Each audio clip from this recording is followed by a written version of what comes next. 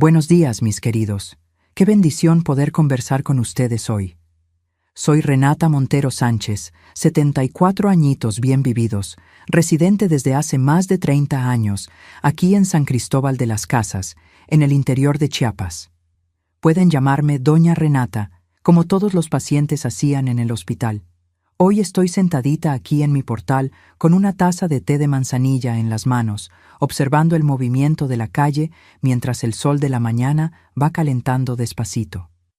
Adoro estas mañanas tranquilas después de tantos años despertando de madrugada para los turnos. Fui enfermera toda mi vida, ¿saben?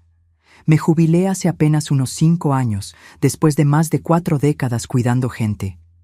Miren qué cosa más bonita esta colección de broches de enfermería aquí en la pared. Cada uno cuenta una historia, representa un momento especial de mi carrera. Este doradito lo recibí cuando cumplí 30 años en el Hospital Santa Lucía. Y este azul vino con una carta de una familia que cuidé durante un parto difícil. Salvamos a la madre y al bebé. Gracias a Dios. Cada broche es como una medalla de honor para mí. Fue mi tía Zenaida quien me inspiró a seguir esta profesión. Era partera allá en el pueblo, en aquellos tiempos en que el hospital era cosa rara. La acompañaba a veces, siendo todavía jovencita, y veía cómo sus manos traían vidas al mundo. «Renata», decía ella, «no existe poder mayor que salvar una vida o ayudar a otra a nacer». Y tenía razón, ¿saben? Esa misión de cuidar a otros me acompañó toda la vida, en los momentos buenos y en aquellos que una preferiría olvidar. Hoy, aún jubilada, sigo ayudando en la capacitación de jóvenes enfermeras aquí en el Centro de Salud de la comunidad. Cada jueves por la mañanita doy una charla o una clase práctica para estos muchachos y muchachas, llenos de sueños y esperanza. Ver en sus ojos el mismo brillo que yo tenía cuando empecé me llena el corazón de alegría. Es como si pudiera pasar no solo el conocimiento técnico, sino también ese amor por el cuidar que ninguna facultad enseña. La gente aquí en San Cristóbal me conoce bien. Ahí va Doña Renata, dicen cuando me ven pasando hacia el centro de salud con mi bolsa llena de material para las clases. Si no fuera por ella, mucha gente no estaría aquí hoy. Eso me emociona, ¿saben? Saber que hice diferencia en la vida de tanta gente. Cada vida que ayudé a salvar, cada mano que sostuve en los momentos difíciles, cada familia que consolé en el dolor, todo eso valió la pena. Pero antes de continuar con mi historia, quería pedirles un favorcito. Si están disfrutando lo que estoy contando, hagan clic en ese botoncito de me gusta y suscríbanse al canal. Y cuéntenme aquí en los comentarios desde qué pueblito están viéndome y a qué horita del día encontraron este video. ¿Tempranito? ¿Después de comer? ¿O ya de nochecita? Me encanta saber quiénes son las personas que están del otro lado, escuchando a esta viejita contar sus historias. Saben, mi vida no siempre fue tranquila como lo es hoy.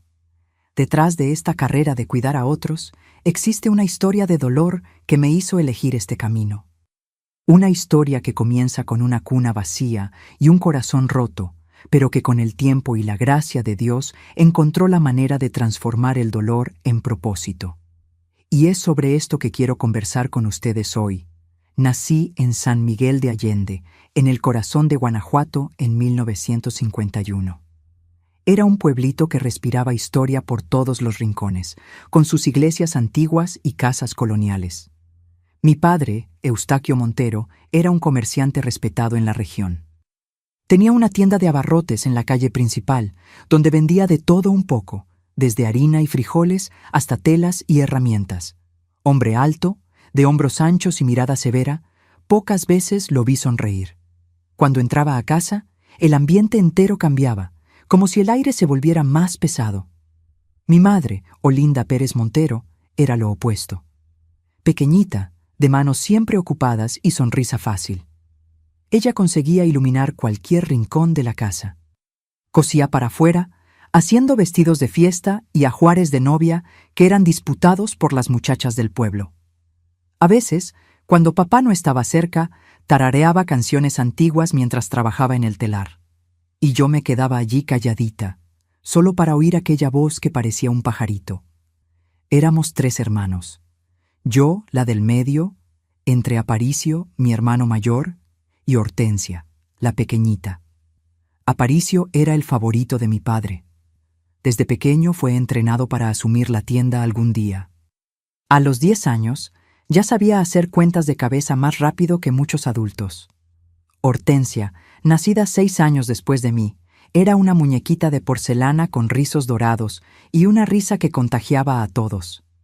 Mamá la vestía con ropita que ella misma hacía, siempre con encajes y bordados delicados. Nuestra casa quedaba en una callecita empedrada a 2 cuadras de la plaza principal. Era una casa amarilla con ventanas azules y un portal estrecho en el frente. En el fondo había un patio grande con árboles de guayaba, zapote y un limonero enorme que daba sombra para las tardes de juego. Teníamos también una pila de agua donde mamá lavaba la ropa y nosotros los niños nos refrescábamos en los días de calor. El día comenzaba tempranito en nuestra casa. Mamá se levantaba con las primeras luces para encender el fogón de leña y preparar el café que papá tomaba antes de abrir la tienda. El olor a café recién hecho y pan de elote recién salido del horno es un recuerdo que guardo hasta hoy como un tesoro. Después que papá y Aparicio salían, la casa se volvía más ligera. Mamá tarareaba sus canciones mientras arreglaba todo, y yo la ayudaba con los quehaceres más simples. Mi tarea preferida era barrer el patio. Con una escobita de palma que mamá hacía especialmente para mi tamaño, iba arrastrando las hojas secas y haciendo dibujos en el suelo de tierra. Mientras barría, inventaba historias en mi cabecita. Era siempre la misma.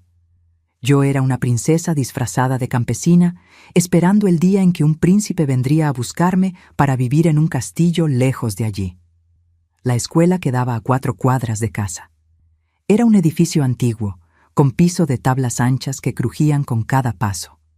La maestra Durbalina era una señora de cabellos canosos, recogidos en un moño apretado y lentes en la punta de la nariz. Rígida como una vara, no perdonaba un error de tablas de multiplicar o una lección mal hecha, pero a mí me gustaba estudiar y aprendía con facilidad, lo que me convertía en una de sus alumnas preferidas. Los juegos de aquel tiempo eran simples, pero nos daban tanta alegría. Saltar la cuerda en la acera de la iglesia, jugar a la ronda en el atrio de la parroquia, jugar a las canicas con piedrecitas escogidas a dedo en el arroyo. Los domingos, después de la misa de las 10, papá a veces nos llevaba a tomar nieve en la nevería de don Teodoro, un italiano que hacía la mejor nieve de zapote que he probado en mi vida. Los amigos eran parte importante de mi infancia. Tenía a Azucena, hija de la partera del barrio, que conocía todos los secretos de las plantas del monte. Óscar, niño travieso que sabía silbar imitando pajaritos. Y Consuelo, mi mejor amiga, que vivía al lado de casa y compartía conmigo sueños y confidencias. Juntos explorábamos cada rincón de aquel pedazo de mundo que era nuestro reino encantado. Las fiestas populares en San Miguel eran momentos mágicos. La fiesta de San Miguel Arcángel, con sus banderas coloridas y peregrinaciones recorriendo las calles. La Semana Santa, con procesiones que parecían ríos de velas encendidas serpenteando por las cuestas. Y lo mejor de todo, la fiesta de los Independencia, cuando la ciudad se llenaba de música y artistas de todas partes. En esas ocasiones, hasta papá se volvía más suave, permitiéndonos jugar hasta más tarde y comprando antojitos en los puestecitos de la plaza. Pero no todo eran flores. Alrededor de mis 8 años, comencé a notar algo extraño en el comportamiento de mi padre. Cuando volvía de la tienda, especialmente los viernes, después de hacer las cuentas de la semana, traía un olor fuerte a tequila. Esos días, mamá nos mandaba a quedarnos quietecitos para no molestar al padre que estaba cansado. Aprendimos a reconocer las señales, el andar más pesado, la mirada más turbia, la voz más alta. En noches así, yo abrazaba fuerte mi muñeca de trapo, la Florinda, hecha por mamá, y rezaba bajito para que el día amaneciera pronto. Una escena quedó grabada en mi memoria como fuego. Yo debía tener unos 10 años. Era noche de luna llena y papá llegó más tarde que de costumbre, oliendo a tequila de la cantina de Juvenal, una cantina a la salida del pueblo. Mamá le había guardado la cena, pero algo en el sazón no le agradó. En un acceso de ira, volteó la mesa, esparciendo platos y comida por el suelo.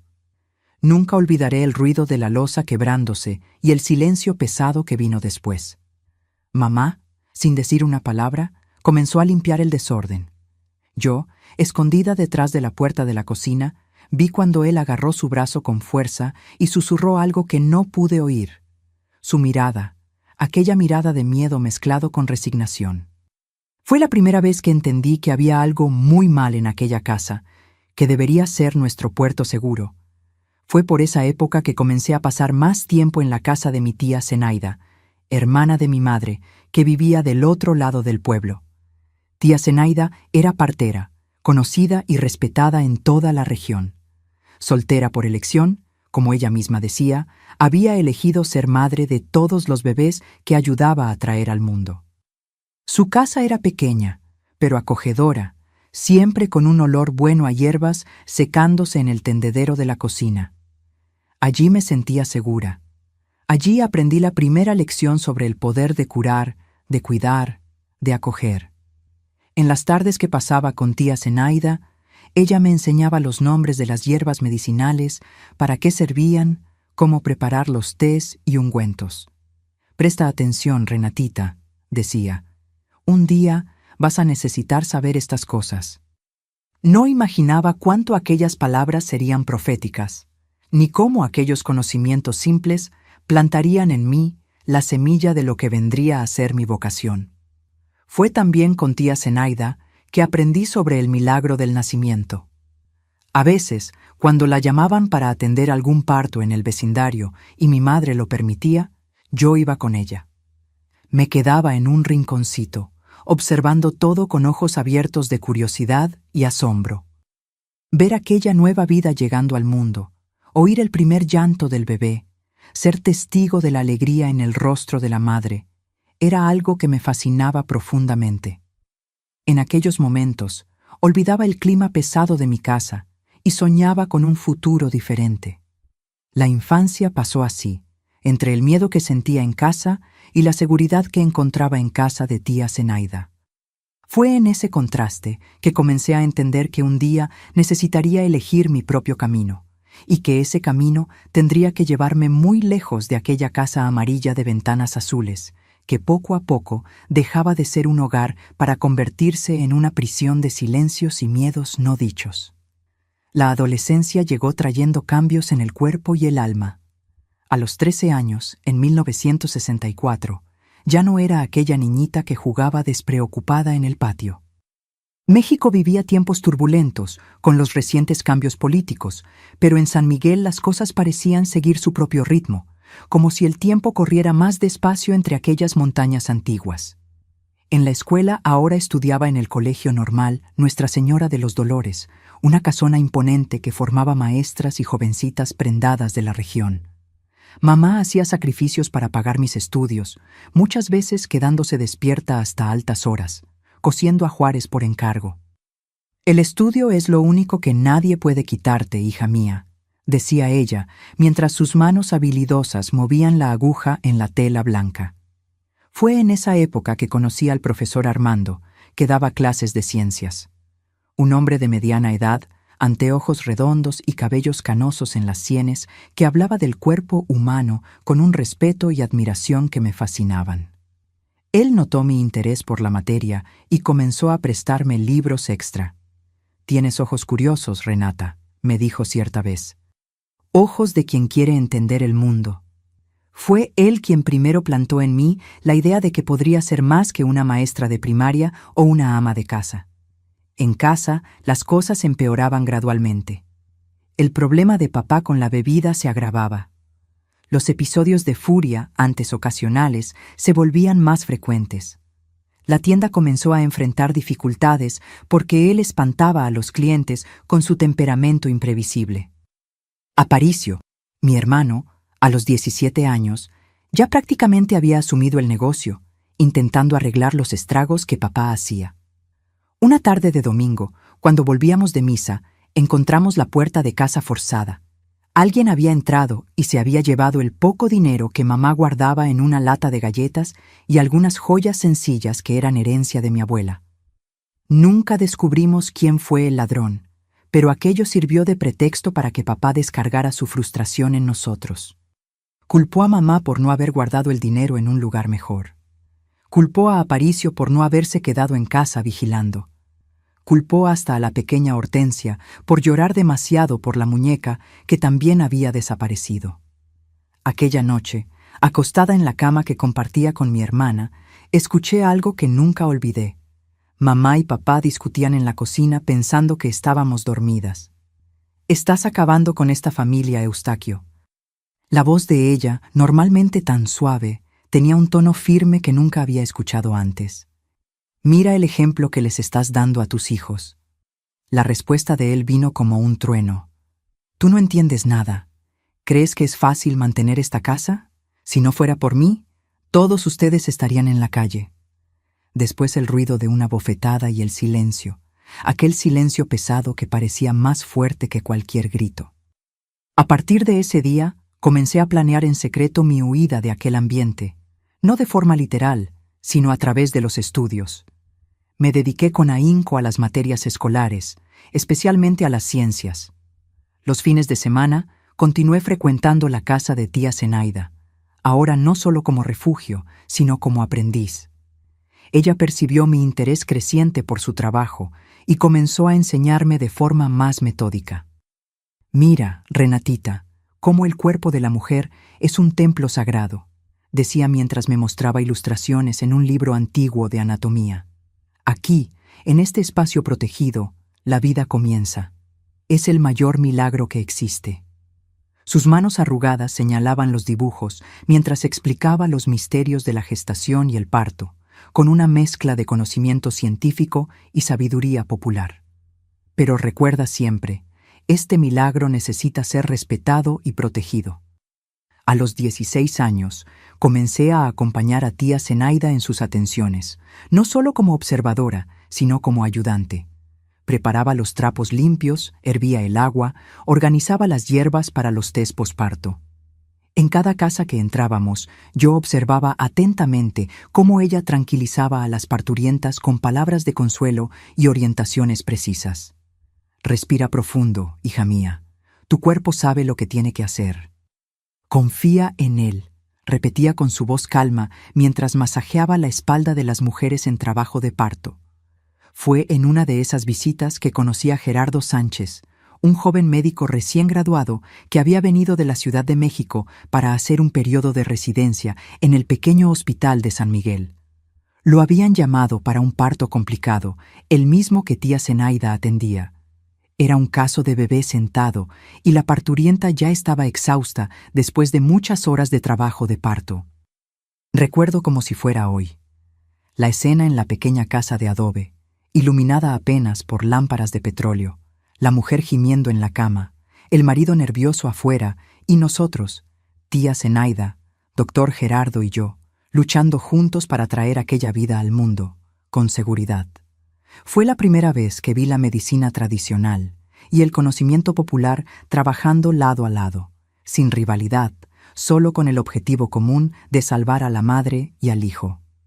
«Tienes buenas manos, muchacha», me dijo el doctor. Gerardo después, cuando ya estábamos afuera, bajo el cielo estrellado de Guanajuato. Manos que nacieron para curar.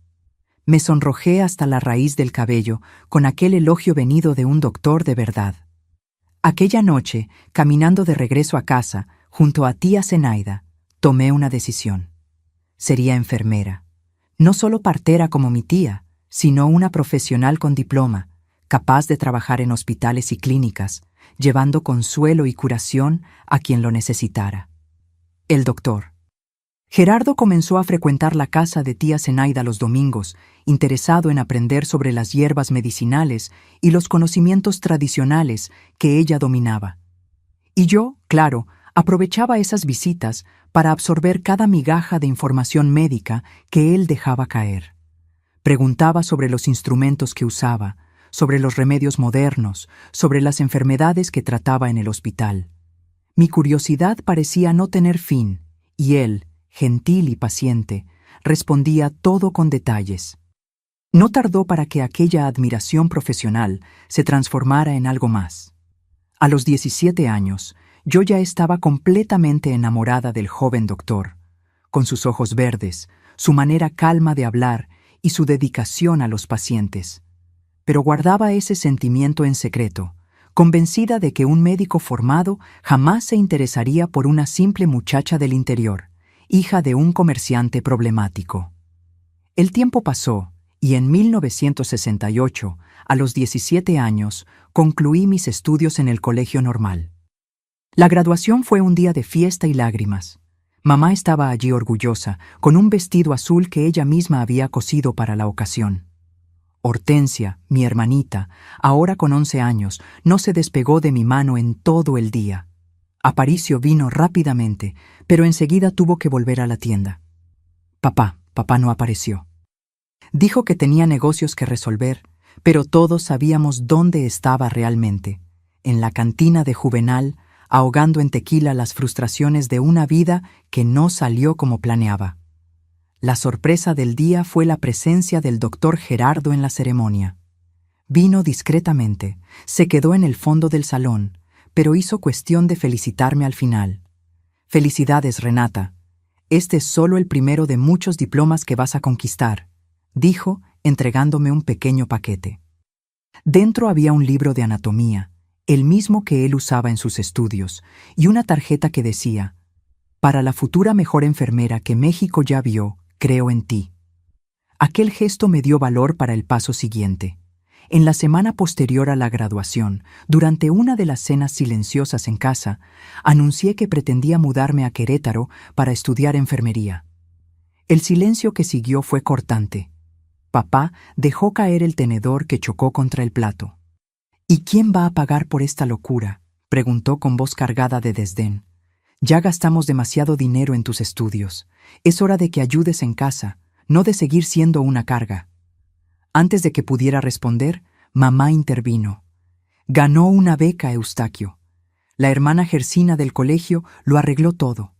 Va a quedarse en el alojamiento de las estudiantes del Hospital San Vicente. No va a costarnos nada». Era verdad. La madre superiora del colegio, sabiendo de mi sueño y mi buen desempeño, había arreglado todo entre bastidores. Pero papá no se convenció fácilmente. «¿Y quién va a ayudar a tu madre con Hortensia? ¿Quién va a ayudar en la tienda cuando lo necesitemos? Siempre pensando solo en ti misma, esta niña». «Yo me encargo, Eustaquio», dijo mamá con aquella calma que solo ella tenía. «Nuestra hija merece esta oportunidad». Fue la primera vez que la vi enfrentar a papá directamente. Algo había cambiado en ella también. Tal vez había percibido que si no me ayudaba a salir de allí, yo acabaría atrapada en la misma vida que ella. Los meses siguientes fueron de preparación y despedidas. Tía Zenaida me dio un cuaderno lleno de anotaciones sobre plantas medicinales y cuidados con parturientas. «Para que nunca olvides las raíces de tu conocimiento», dijo. Consuelo, mi amiga de infancia, ahora novia del hijo del panadero, me dio un rosario bendito para protegerte lejos de casa. Y el doctor Gerardo, el doctor Gerardo me dio más que un regalo. Me dio una promesa. En la víspera de mi partida, nos encontramos por casualidad en la plaza de la parroquia. El sol se ponía detrás de las montañas, pintando el cielo con tonos de naranja y rosa. Él me contó que su residencia en San Miguel estaba terminando y que volvería a Ciudad de México en algunas semanas. «Pero no quiero perder contacto contigo, Renata», dijo, sus ojos verdes fijos en los míos. «Quiero saber cómo va tu progreso en la facultad.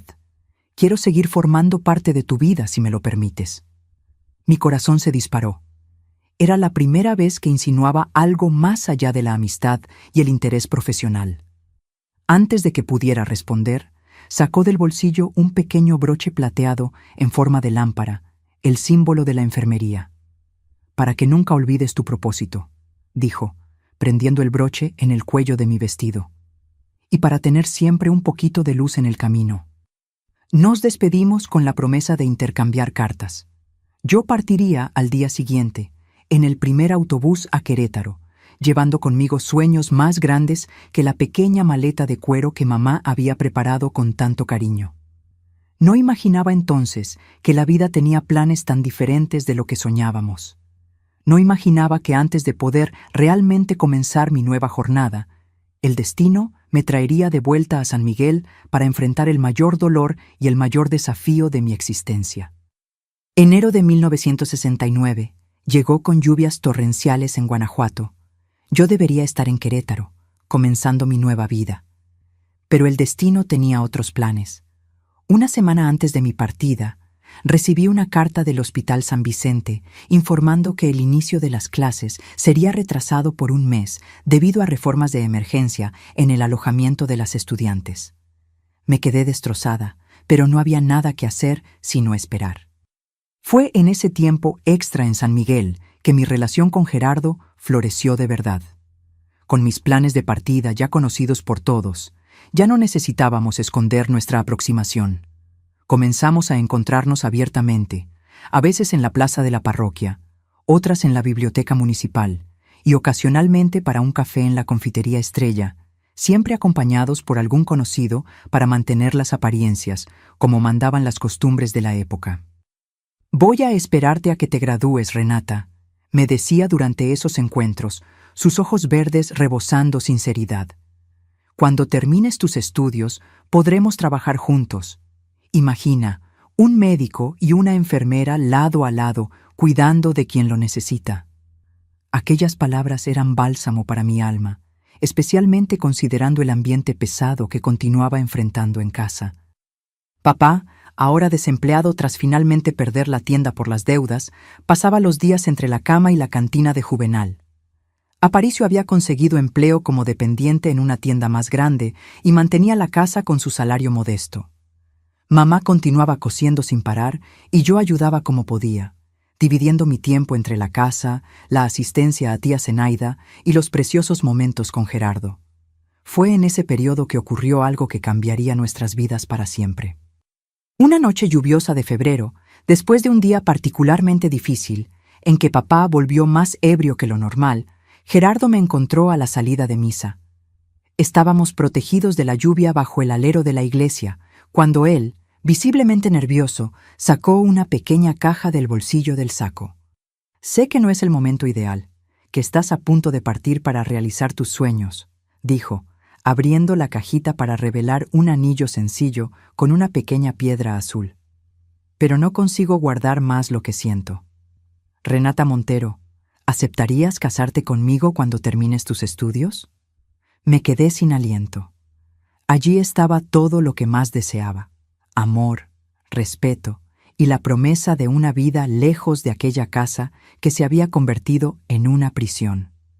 Pero también estaba mi sueño de estudiar, de convertirme en una profesional independiente. «Gerardo, no sé qué decir», balbuceé, lágrimas mezclándose con las gotas de lluvia que ocasionalmente nos alcanzaban. «Di que lo vas a pensar», sonrió comprensivo. «No te estoy pidiendo que renuncies a nada, solo te pido tener un lugar en tu futuro». Acepté el anillo, prometiendo dar una respuesta antes de mi partida a Querétaro. Volví a casa aquella noche con el corazón más ligero que hacía mucho no sentía. El pequeño anillo escondido en un pañuelito dentro del bolsillo del vestido. A la mañana siguiente, mientras ayudaba a mamá a tender la ropa en el tendedero del fondo, sentí un fuerte mareo. No le di importancia, pensando que era resultado de la emoción de la noche anterior. Pero en los días que siguieron, aparecieron otros síntomas: náuseas matutinas, cansancio extremo, aversión a ciertos olores. Mamá, con su mirada que parecía ver a través del alma, fue la primera en notar. «Hija», me llamó un día, cuando estábamos solas preparando la comida. «¿Tú y el doctor Gerardo, ustedes?» No completó la frase, pero no era necesario. El rubor instantáneo en mi rostro fue respuesta suficiente. Habíamos sido imprudentes, Gerardo y yo, una tarde en que la pasión habló más alto que la razón. Solo una vez, en una visita a la casa de una paciente que había dado a luz, cuando nos quedamos solos por algunos momentos y nos dejamos llevar por los sentimientos que crecían entre nosotros. «Mamá, yo creo», Creo que estoy esperando un hijo, confesé finalmente, las lágrimas escurriendo sin control. No era vergüenza lo que sentía, sino miedo. Miedo de la reacción de papá. Miedo de perder mi beca de estudios. Miedo de que Gerardo, a pesar de la propuesta de matrimonio, se alejara al saber la noticia. Mamá me abrazó en silencio por un largo rato. Después, secando sus propias lágrimas, dijo con voz firme: «Vamos a enfrentar esto juntas, hija mía. Primero necesitamos estar seguras. Después necesitas contárselo al doctor Gerardo». Tía Zenaida confirmó mi embarazo algunos días después. «Estás de casi 2 meses, Renatita», dijo después de examinarme con sus manos expertas. «El bebé debe nacer allá por el fin de septiembre». Cuando le conté la noticia a Gerardo, su reacción inicial fue de shock, después de alegría genuina. «Vamos a adelantar la boda», decidió en el acto. «No voy a dejarte enfrentar esto sola, Renata. Te amo». Marcamos la boda para finales de marzo, una ceremonia sencilla en la parroquia. La noticia del embarazo, sin embargo, necesitaría permanecer en secreto hasta después de la unión para evitar escándalos en el pequeño y conservador San Miguel. Mis planes de ir a Querétaro fueron postergados indefinidamente. La vida estaba tomando un rumbo completamente diferente del que había soñado, pero aún así había esperanza en el horizonte. El gran problema era cómo contárselo a mi padre. Mamá creyó mejor esperar el momento adecuado, tal vez cuando estuviera más calmado o sobrio, pero el momento adecuado nunca llegó. Una semana antes de la fecha marcada para la boda, Gerardo fue llamado con urgencia a Ciudad de México. Su madre había sufrido un derrame y estaba hospitalizada en estado grave. «Vuelvo lo más rápido posible», prometió en la estación de autobús, abrazándome fuerte. «Espérame, cuídate y cuida a nuestro hijo». Fueron los días más largos de mi vida. La ausencia de Gerardo, sumada a la ansiedad por la salud de su madre y la incertidumbre sobre nuestro futuro, me dejó fragilizada. Para empeorar, papá comenzó a notar los cambios en mi cuerpo, las náuseas frecuentes, la ropa que ya no me quedaba tan bien. «¿Qué está pasando contigo, muchacha?», me confrontó una noche, su aliento cargado de tequila. «Te estás poniendo como una cerda». Mamá intentó intervenir, pero él la empujó a un lado.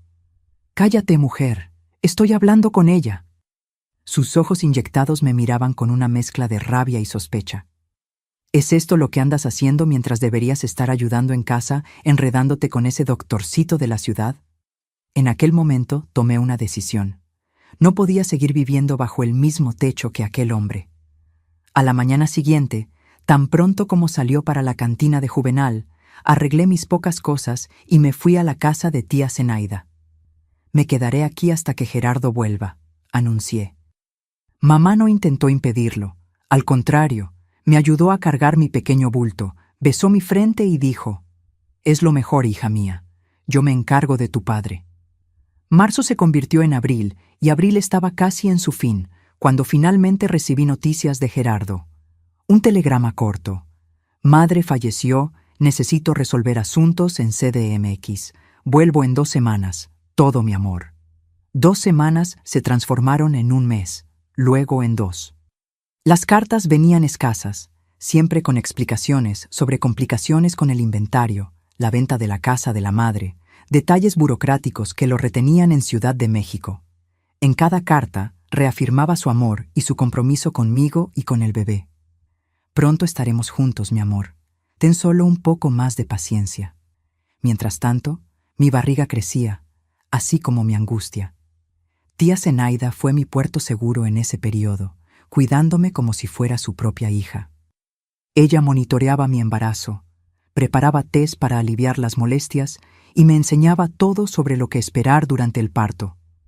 «Va a ser aquí mismo en esta casa», decidió. «Con estas mis manos que ya han traído tantas vidas al mundo, voy a traer a tu hijito también».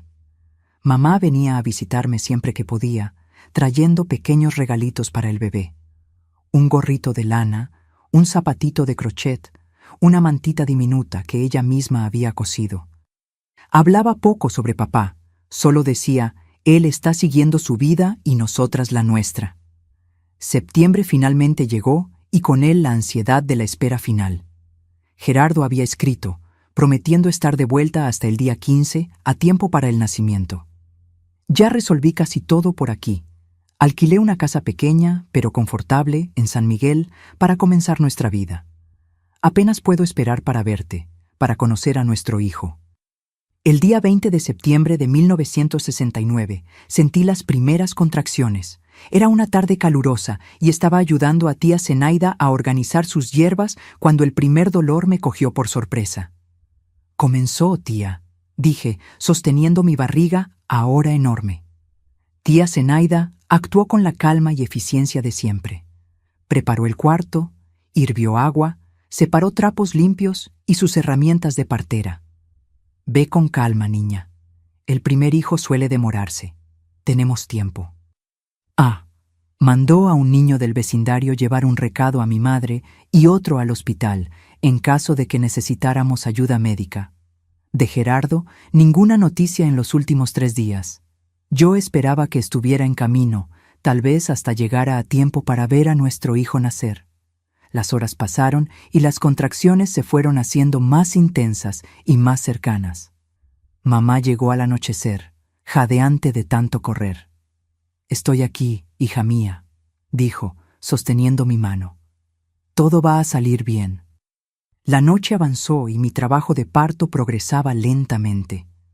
Tía Zenaida monitoreaba todo, orientándome a respirar, a cambiar de posición, a descansar entre las contracciones. Mamá mojaba mis labios secos y secaba el sudor de mi frente. Yo me aferraba a la fuerza de aquellas 2 mujeres, mis pilares, mientras mi cuerpo trabajaba para traer una nueva vida al mundo. Fue entonces que la puerta se abrió con violencia. Una silueta tambaleante entró en el cuarto, trayendo consigo el olor fuerte a tequila que conocía tan bien. «¿Así que es aquí donde te escondes, desgraciada?», tronó la voz de papá en el pequeño cuarto. «Yo lo sabía. Sabía que estabas cargando al bastardo de ese médico de mierda». El terror me paralizó. En medio de una contracción particularmente fuerte, vi a papá avanzando hacia la cama donde yo estaba acostada, los ojos vidriosos de odio y alcohol. Tía Zenaida se colocó entre nosotros, pequeña, pero valiente, como una leona. «Sal de mi casa ahora, Eustaquio. Tu hija está en trabajo de parto». «Cállate, vieja entrometida». La empujó con fuerza, haciéndola caer contra la mesa de madera. El ruido del cuerpo de ella golpeando contra el mueble y después en el suelo fue horrible. Mamá gritó corriendo a socorrer a su hermana. Y entonces él estaba al lado de mi cama, su rostro contorsionado de furia, tan próximo al mío que podía sentir su aliento podrido. ¿Dónde está él? ¿Dónde está el doctor que arruinó la vida de mi hija? Huyó, ¿no? Te dejó aquí, barrigona, avergonzando a nuestra familia. «Papá, por favor», supliqué entre lágrimas y dolores. «El bebé está naciendo. Por favor». Lo que sucedió a continuación permanece como el momento más terrible de mi vida. En su acceso de furia, papá agarró mis hombros y comenzó a sacudirme violentamente. «Nunca debiste haber nacido y este tampoco va a nacer», gritaba mientras yo trataba de protegerme y a mi bebé. Mamá intentó alejarlo, pero él la arrojó contra la pared de un solo golpe. Volvió entonces hacia mí, y con un movimiento brutal arrancó las cobijas que me cubrían y presionó con fuerza mi barriga dilatada. El dolor fue indescriptible. Un grito desgarró mi garganta mientras sentía algo rompiéndose dentro de mí. «Mira lo que le hiciste a nuestra familia», continuaba, ahora sacudiendo mi cuerpo con violencia. «Todo el pueblo riéndose de nosotros, del comerciante que no consiguió controlar a su propia hija». No sé cuánto tiempo duró aquella pesadilla. En algún momento escuché un ruido en la puerta y voces masculinas. Eran vecinos atraídos por los gritos. Finalmente consiguieron dominar a mi padre y arrastrarlo afuera, pero el daño estaba hecho. Cuando tía Zenaida, aún aturdida de la caída, consiguió volver para examinarme, su rostro palideció. «Está saliendo mucha sangre», murmuró. «Y el bebé cambió de posición». Las horas que siguieron fueron un borrón de dolor, gritos y desesperación. Recuerdo vagamente a hombres cargándome hacia afuera, una carreta traqueteando por las calles empedradas, el techo blanco del pequeño hospital de San Miguel. Recuerdo voces urgentes, manos tocándome, agujas en mi brazo, y después el silencio, aquel silencio pesado que marca las grandes tragedias. Cuando desperté, horas o tal vez días después, lo primero que noté fue la ausencia.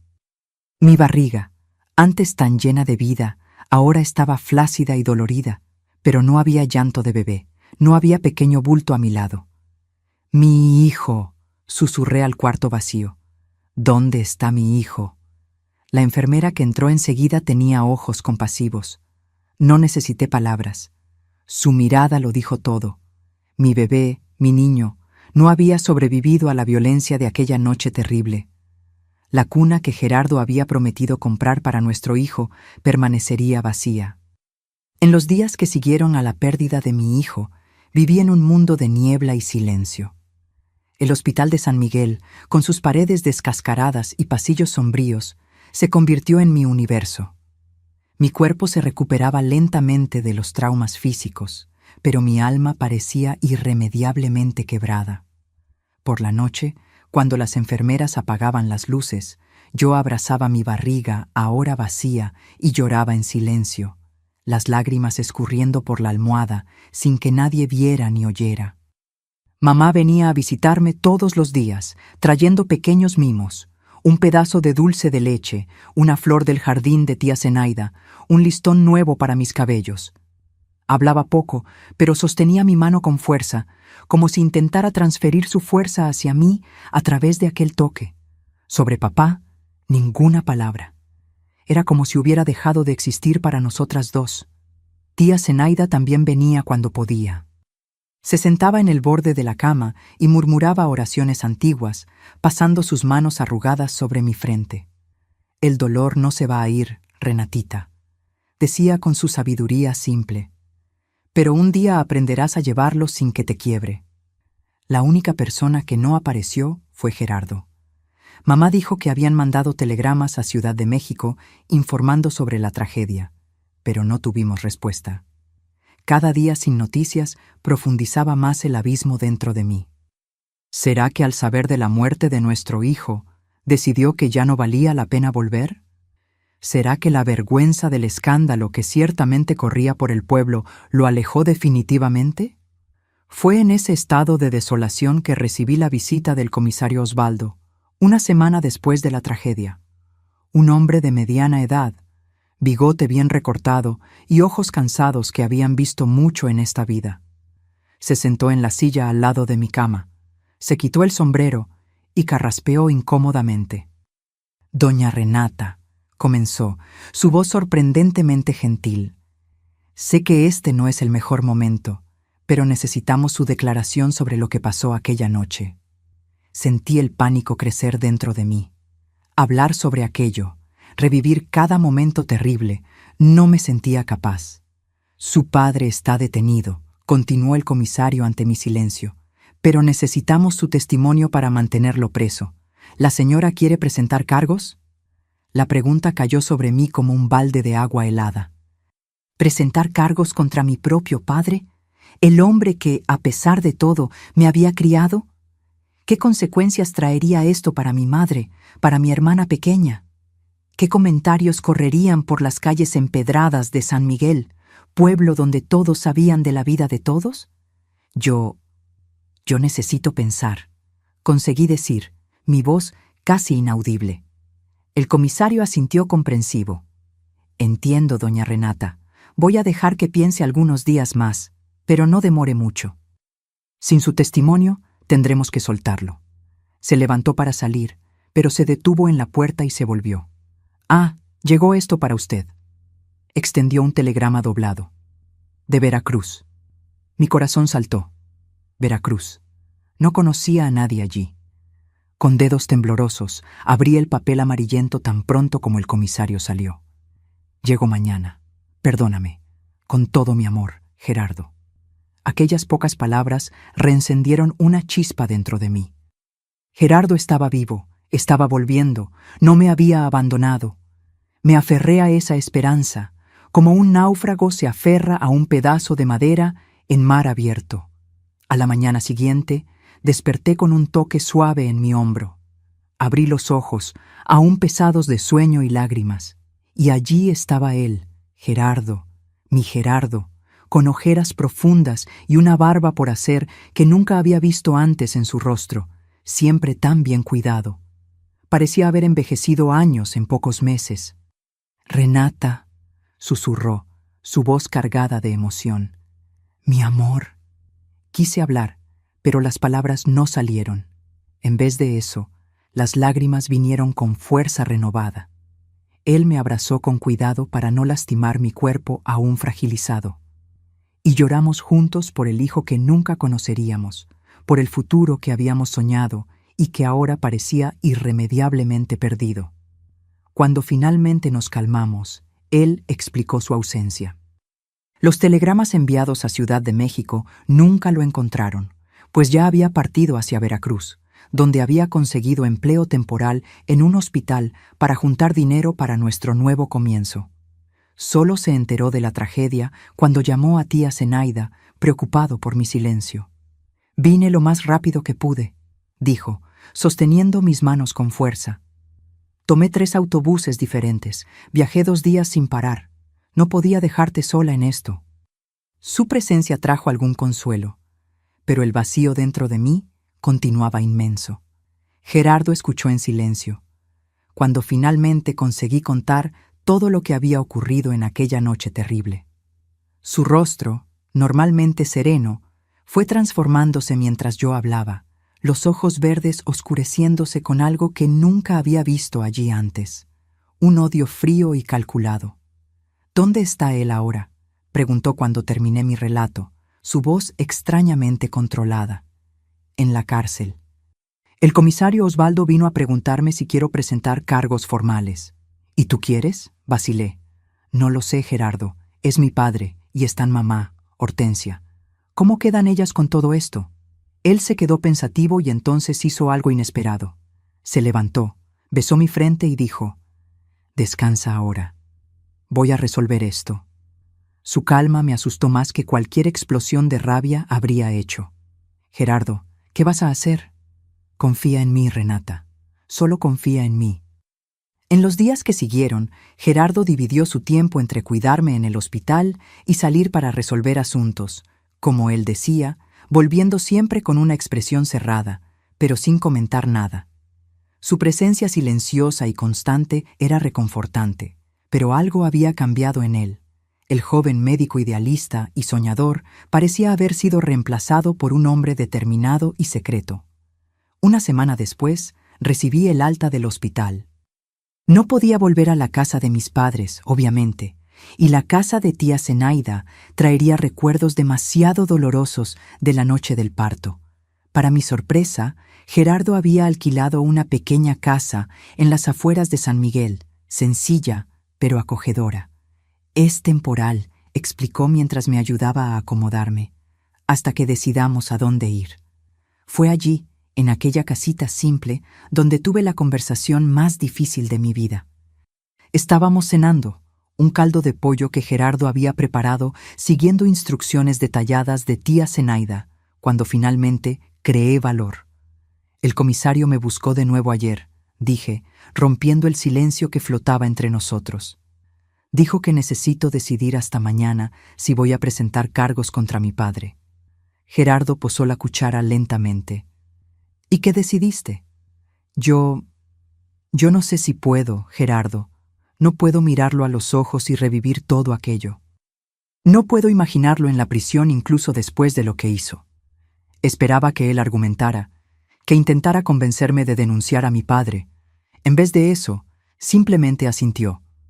«Yo entiendo, Renata, y creo que no debes hacerlo». Me sorprendí con su respuesta. «¿No quieres que pague por lo que hizo, por nuestro hijo?». Gerardo levantó los ojos hacia mí y lo que vi en ellos me estremeció. Un brillo frío, calculador, que nunca había notado antes. «Gritarle y matarlo sería demasiado rápido», dijo, su voz calma, como la superficie de un lago profundo. Quiero que sienta lo que nosotros sentimos. Quiero que pierda todo lentamente y que sepa que fui yo. Aquellas palabras me helaron el alma. Gerardo, ¿qué estás diciendo? Él extendió la mano sobre la mesa y tomó la mía. Renata, ¿confías en mí? Confío. Pero entonces confía cuando te digo que él va a pagar, pero a nuestra manera. Una manera que no va a involucrar que tú tengas que enfrentarlo en un tribunal, ni que tu madre y hermana sufran más de lo que ya han sufrido.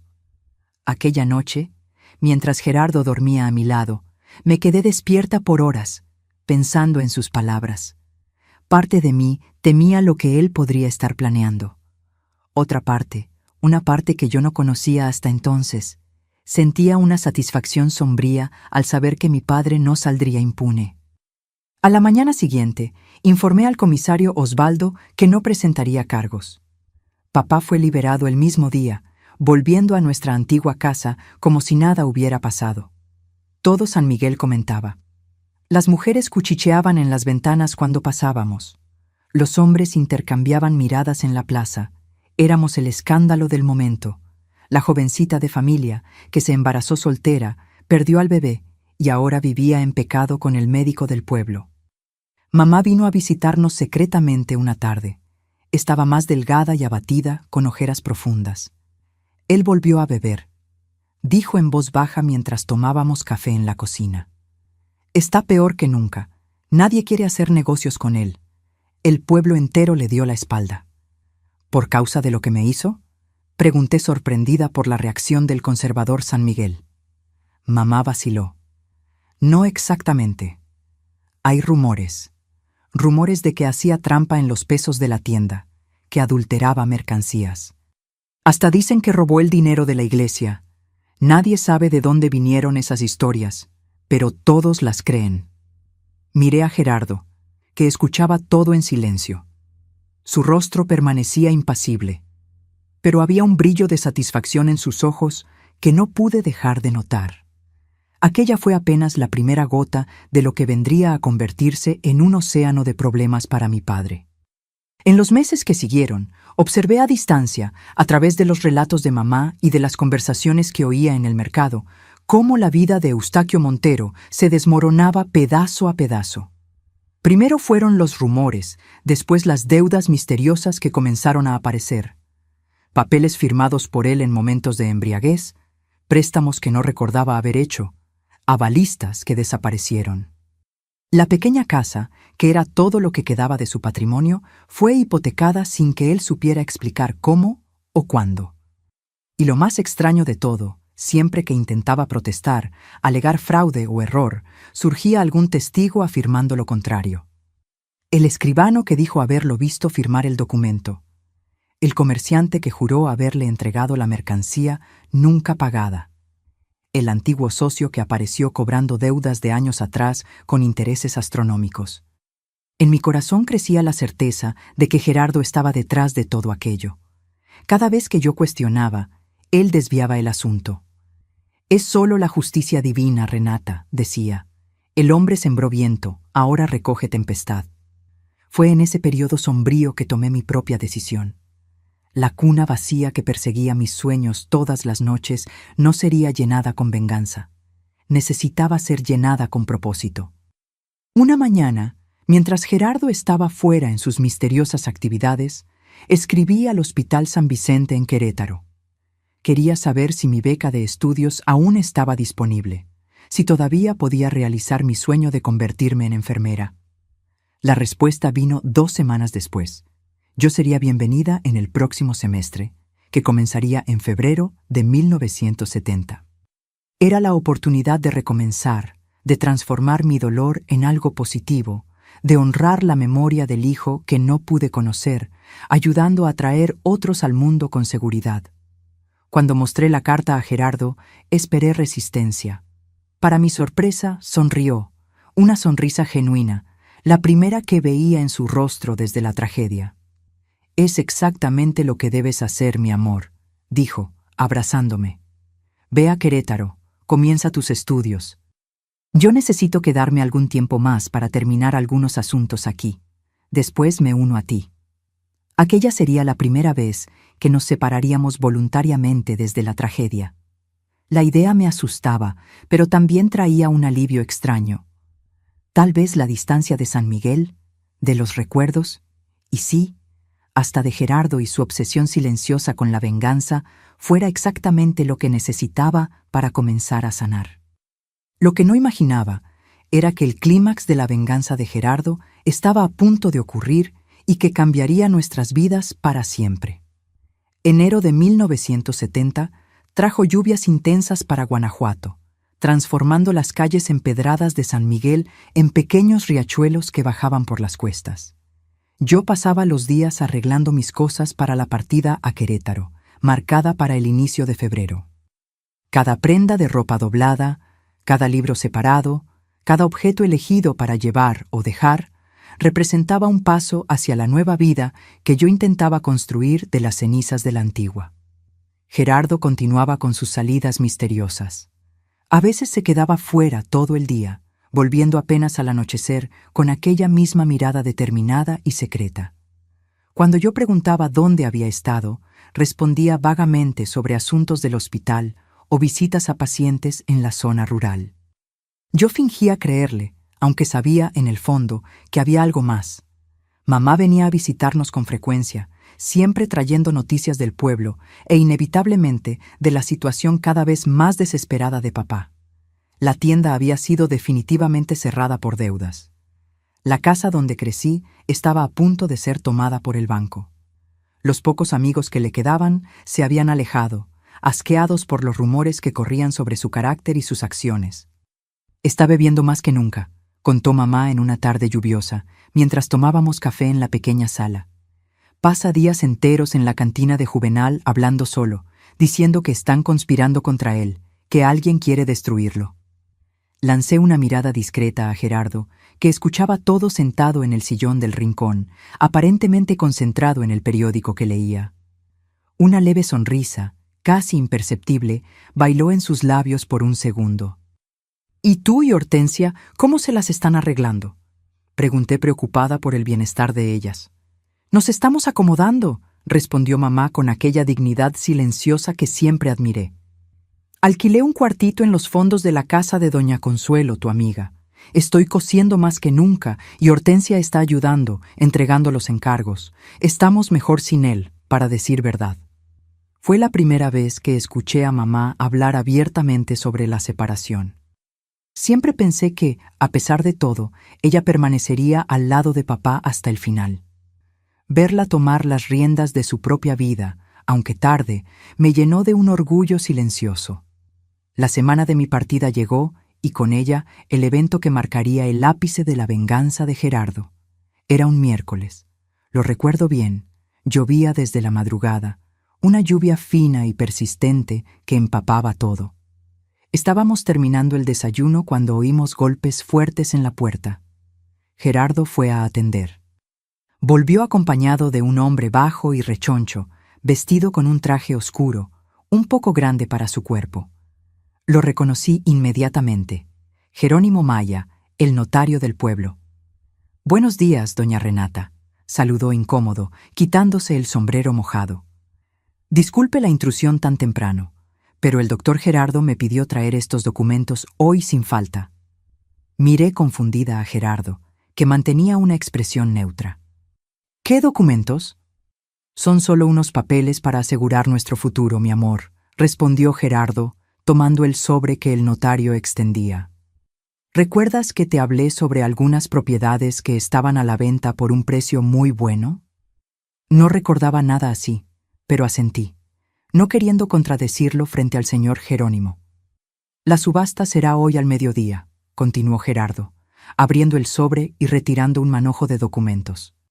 «Estos son los poderes que me autorizan a dar las ofertas en tu nombre, ya que no podrás estar presente». El notario carraspeó, visiblemente incómodo. «Bien, si la señora puede firmar aquí y aquí y aquí, también». Firmé donde indicaba, aún sin entender exactamente lo que estaba sucediendo. Gerardo observaba todo con un aire de satisfacción contenida, que solo aumentaba mi curiosidad. Tan pronto como el señor Jerónimo salió, pregunté. ¿Qué historia es esa de subasta, Gerardo? ¿Qué propiedades son esas?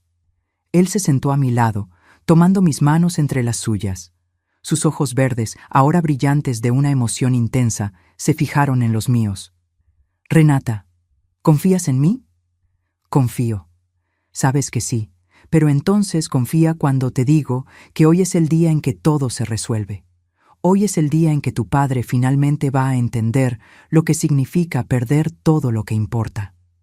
Un escalofrío recorrió mi espina. Gerardo, ¿qué vas a hacer? Justicia, mi amor, solo justicia.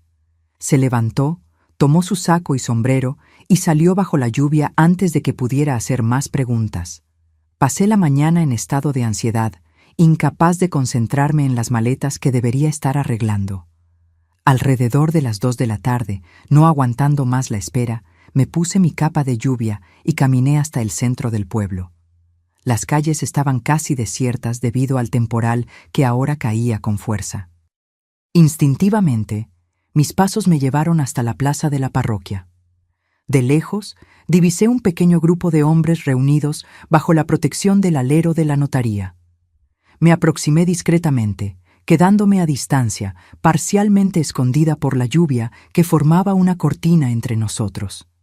Reconocí a Gerardo entre ellos, al lado del comisario Osvaldo y de un hombre alto y delgado que yo no conocía. Parecía una reunión formal. Papeles eran firmados, manos eran estrechadas. Y entonces, en el momento exacto en que me preparaba para aproximarme, vi a papá viniendo por la calle opuesta, tambaleándose bajo la lluvia, empapado y visiblemente ebrio. Me congelé en el lugar, el corazón disparándose en el pecho. Era la primera vez que lo veía desde aquella noche terrible. Papá llegó hasta el grupo, gritando palabras que la lluvia impedía oír claramente. Gesticulaba frenéticamente, señalando los papeles, a Gerardo, al comisario. El hombre desconocido, que después descubrí era un oficial de justicia venido de León, extendió un documento que papá rompió con furia. Lo que sucedió a continuación quedó grabado en mi memoria como si fuera ayer. Vi a Gerardo aproximarse a papá, quedando cara a cara con él. A pesar de la distancia y de la lluvia, conseguí leer sus labios cuando dijo, pausada y claramente, «Tú me quitaste un hijo. Yo te quité tu tierra, tu nombre y tu futuro. Ahora puedes morir en vida». Fue en ese momento que entendí todo. La subasta, los poderes, los documentos, el rancho que papá había hipotecado, el último bien que le quedaba, herencia de mis abuelos, estaba siendo vendido en subasta judicial por causa de las deudas, y Gerardo lo había rematado en mi nombre. Vi a papá tambalearse hacia atrás como si hubiera recibido un golpe físico. Vi su rostro contorsionarse en una máscara de odio y desesperación. Por un segundo terrible, pensé que atacaría a Gerardo allí mismo. En vez de eso, cayó de rodillas en la acera mojada, las manos cubriendo el rostro, los hombros sacudiéndose en sollozos silenciosos. Aquella imagen, mi padre, el hombre que tanto temí, reducido a una figura patética llorando en la lluvia, despertó en mí sentimientos contradictorios. Una parte de mí sintió una satisfacción sombría, pensando, «Es lo que mereces». Es así como me sentí aquella noche. Otra parte sintió apenas un vacío inmenso, un cansancio profundo de todo aquel ciclo de dolor y venganza. Volví a casa antes de que cualquiera de ellos pudiera verme. Cuando Gerardo regresó, horas más tarde, estaba calmo, casi sereno. Colocó sobre la mesa de la sala un sobre grande. «Está hecho», dijo simplemente. «El rancho Buenavista ahora está a tu nombre, Renata. Puedes hacer lo que quieras con él, venderlo, alquilarlo o simplemente dejarlo abandonado para que las malas hierbas cubran todo, así como tu padre intentó hacer con tus esperanzas y sueños». Miré el sobre, después a Gerardo. «¿Y qué pasó con mi padre?» «El comisario lo llevó a casa, o lo que queda de ella. Tu madre no quiso recibirlo, entonces lo dejaron en la cantina de Juvenal. Es todo lo que merece. Acabar sus días ahogado en tequila, sin tierra, sin familia, sin respeto. Un hombre muerto en vida».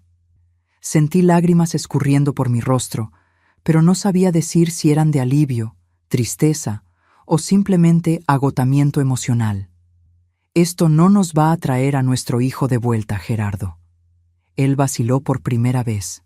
No, mi amor. Nada traerá a nuestro hijo de vuelta, pero ahora podemos seguir adelante sabiendo que se hizo justicia. Aquella noche, acostada al lado de Gerardo en la cama estrecha que compartíamos, reflexioné sobre todo lo que había sucedido. La venganza estaba completa. Papá había perdido todo: tienda, casa, rancho, familia, dignidad. Gerardo había cumplido su promesa. Una demolición completa, no un acto de pasión, sino una destrucción fría y calculada. Pero la cuna continuaba vacía. A la mañana siguiente, tomé una decisión. Me senté con Gerardo en el desayuno y coloqué el sobre con la escritura del rancho entre nosotros. «Quiero vender el rancho», anuncié. «Y quiero usar el dinero para estudiar enfermería, para construir algo positivo de la tragedia que vivimos. No quiero nada que venga de las manos de mi padre, ni siquiera como venganza». Gerardo me miró largamente, como si viera algo nuevo en mí. Finalmente asintió. «Si es eso lo que quieres, entonces es lo que haremos». «Hay más», continué, sorprendiéndome a mí misma con mi determinación. «Quiero que vengas conmigo a Querétaro. No para continuar esta venganza, sino para recomenzar juntos, para construir algo nuevo lejos de aquí, lejos de estos recuerdos». Vi un conflicto en sus ojos. La venganza había sido su foco, su obsesión desde la tragedia. Ahora que estaba completa, ¿qué quedaba? «¿Todavía me amas, Gerardo?», pregunté suavemente. No al médico que se convirtió en vengador, sino al hombre que conocí ayudando a traer vidas al mundo. ¿Ese hombre todavía existe? Él extendió la mano sobre la mesa y tomó la mía. «Existe, Renata, enterrado bajo mucha rabia y dolor, pero existe. Y sí, te amo más que a nada. Entonces, vámonos de aquí. Vamos a casarnos como habíamos planeado. Vamos a Querétaro o a cualquier otro lugar donde podamos empezar de nuevo, donde el pasado no nos defina». 3 días después, en una ceremonia sencilla en la parroquia, con solo mamá, Hortensia y tía Zenaida como testigos, me convertí oficialmente en Renata Montero de Sánchez. Al día siguiente, partimos en el primer autobús a Querétaro, dejando atrás San Miguel y todos sus dolorosos recuerdos. Nunca más vi a mi padre. Años después, supe por una carta de mamá que había muerto solo, víctima de una cirrosis hepática avanzada. No sentía alegría con la noticia, tampoco tristeza, solo la certeza de que un ciclo se había cerrado definitivamente. La cuna que quedó vacía aquella noche terrible de septiembre nunca fue llenada en el sentido literal. Gerardo y yo nunca tuvimos otros hijos. Las complicaciones de aquel parto traumático me dejaron incapaz de embarazarme nuevamente. Pero llenamos ese vacío de otras formas, con amor renovado, con dedicación a la curación y principalmente con los centenares de vidas que ayudé a traer al mundo a lo largo de mi carrera como enfermera partera. Cada bebé que recibía en mis manos, cada madre que conforté, cada familia que ayudé a formar, fue una forma de honrar a aquel hijo que no pude conocer y de probar que incluso del vacío más profundo puede nacer un propósito. Aquí en San Cristóbal, donde vivo hace más de 30 años, las mañanas son particularmente especiales. El café fresquito en la taza, el aroma de las dalias que cultivo en el jardín y el silencio acogedor de la casa que Gerardo y yo construimos con tanto amor. Él se fue hace 5 años, un infarto fulminante, mientras atendía a un paciente. Vivió como vivió después de nuestro recomienzo, salvando vidas. Nuestro viaje de San Miguel a San Cristóbal fue largo, pero necesario. Querétaro fue nuestra primera parada, donde finalmente realicé mi sueño de graduarme como enfermera. Gerardo consiguió una posición en el hospital universitario y juntos construimos una reputación sólida en el área de la salud. Fueron años de aprendizaje intenso, no solo profesional, sino también emocional. Aprendimos a convivir con el luto del hijo que nunca conocimos, transformando aquel dolor en propósito. En 1977, ya graduada y especializada en obstetricia, recibí una invitación para trabajar en el Hospital Santa Lucía, aquí en San Cristóbal. Gerardo, siempre mi mayor apoyo, no dudó en venir conmigo. Donde tú estés, es allí que construiremos nuestro hogar, dijo, empacando nuestras pocas pertenencias para un cambio más. San Cristóbal nos recibió con los brazos abiertos, una ciudad menor que Querétaro, pero vibrante, con su universidad y personas acogedoras. Compramos una casita sencilla cerca del hospital, con un patio grande donde Gerardo plantó un árbol de zapote. Para que tengamos raíces, explicó. Y entendí la metáfora de inmediato. Estábamos finalmente listos para establecernos, para pertenecer a un lugar. El trabajo en el hospital llenó mi vida de maneras que nunca imaginé posible. Cada turno, cada nacimiento que acompañé, era una pequeña cura para la herida antigua que aún llevaba. Recuerdo especialmente a Marisol, una joven madre primeriza que llegó al hospital en trabajo de parto prematuro, aterrorizada. Sostuve su mano durante horas, orientando su respiración, masajeando su espalda, susurrando palabras de aliento. «No voy a poder, doña Renata», decía entre lágrimas. «Tengo miedo de perder a mi bebé». «Lo vas a lograr», respondí con una certeza que venía de las profundidades de mi propia experiencia. «Y yo estaré aquí. No voy a salir de tu lado, ni por un segundo».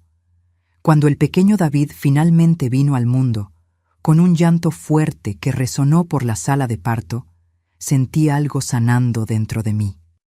Lo coloqué en los brazos temblorosos de la madre y, por un instante, vi reflejado en aquella escena todo el propósito de mi existencia. La cuna vacía en mi vida estaba siendo llenada, no con un único bebé, sino con centenares de ellos que ayudé a llegar al mundo con seguridad. En 1985, Gerardo y yo dimos un paso audaz. Abrimos nuestra propia clínica de obstetricia y pediatría, un espacio acogedor, diferente del ambiente hospitalario tradicional, donde las gestantes se sintieran verdaderamente cuidadas. La clínica Nacer Bien rápidamente se convirtió en referencia en la región. Ofrecíamos atención humanizada cuando esto aún no estaba de moda, simplemente porque creíamos que traer una vida al mundo era un momento sagrado que merecía todo el respeto y cariño posibles. En los 40 años que trabajé como enfermera obstétrica, ayudé a traer más de 1000 niños al mundo. Cada uno de ellos lleva un pedacito de mi corazón. Algunos, hoy adultos con sus propios hijos, aún me buscan para agradecer o pedir consejos. Nada me llena más de alegría que oír: «Doña Renata, usted ayudó a mi madre cuando nací y ahora quiero que esté conmigo para el nacimiento de mi bebé». Gerardo y yo nunca tuvimos otros hijos biológicos. Es verdad. Las cicatrices de aquel parto traumático lo hicieron imposible, pero adoptamos en nuestros corazones a cada familia que atendimos.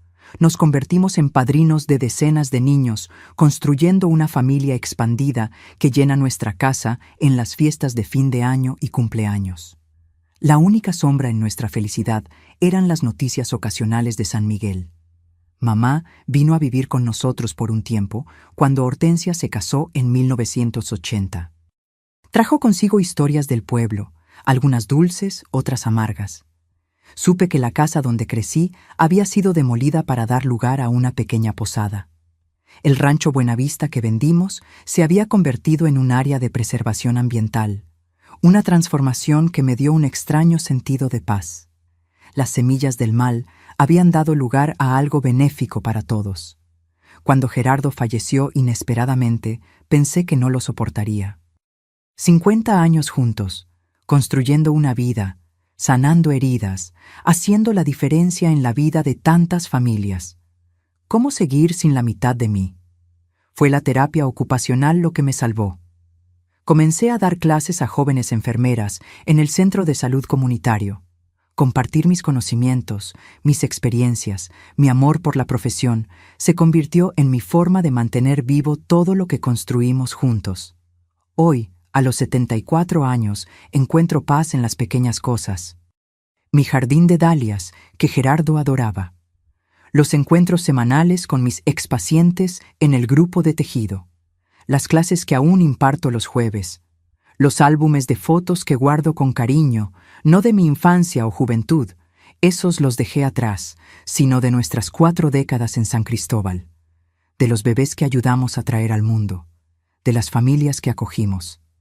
A veces, en noches silenciosas, miro al cielo estrellado de Chiapas y pienso en mi hijo que no conocí. Imagino cómo sería, qué hombre se habría vuelto. Ya no es un dolor lacerante, apenas una melancolía suave, como una música distante, y siento, de alguna forma inexplicable, que él está orgulloso de la mujer que me convertí, de las elecciones que hice, de las vidas que toqué. La cuna que quedó vacía aquella noche terrible acabó siendo llenada no por un único hijo, sino por un propósito mayor, traer vida y esperanza donde antes había dolor. Y eso, mis queridos, es el mayor milagro que pude vivir. Mis queridos, cuando miro el camino que recorrí, veo claramente que el dolor nos enseña lo que ninguna facultad jamás podría. Aquella cuna vacía me enseñó que nuestros mayores vacíos pueden transformarse en espacios donde cultivamos nuestros mayores dones. Si estás pasando por un momento donde la pérdida parece haberlo engullido todo, sabes que no estoy aquí apenas como una señora de cabellos blancos contando una historia antigua. Estoy aquí como alguien que vivió la peor pesadilla y aún así encontró motivo para despertar a la mañana siguiente, y a la próxima, y a todas las que vinieron después. Aprendí que la edad no define nuestra fuerza, sino nuestra capacidad de recomenzar cada día. Cuando perdí a mi hijo, pensé que mi vida había terminado a los 18 años. Cuando perdí a Gerardo, temí que no conseguiría continuar a los 69. Pero aquí estoy, a los 74, todavía encontrando propósito en las mañanas de San Cristóbal. Mis arrugas son mapas de supervivencia. Cada una cuenta una historia de dolor superado. Las manos que ven, ya arrugadas y con manchas de la edad, son las mismas que sostuvieron 1000 bebés naciendo, que secaron 1000 lágrimas de madres aterrorizadas, que aplaudieron cuando jóvenes enfermeras realizaron su primer parto solas. El tiempo no cura todas las heridas, pero nos enseña a vivir con ellas y aún así sonreír. La cuna vacía nunca dejó de existir en el cuarto de los fondos de mi memoria. Está allí junto con el rostro que nunca vi, el llanto que nunca escuché, pero aprendí a visitarla sin perderme allí dentro. Mi historia no es sobre lo que me hicieron, sino sobre cómo elegí responder.